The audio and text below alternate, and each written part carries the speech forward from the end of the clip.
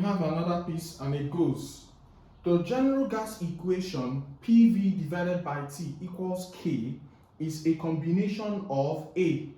Boyle's and Charles's laws, B.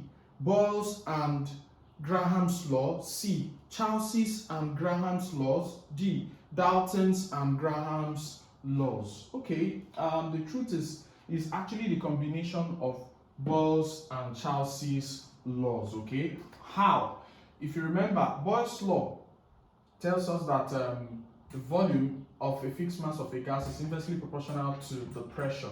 Okay, while Charles's law tells us that the volume is directly proportional to the absolute temperature. So by mathematics, if we bring them together, to be that volume is that inversely proportional to pressure and directly proportional to absolute temperature. So it makes it a joint variation. So mathematically, this will be V is equal to K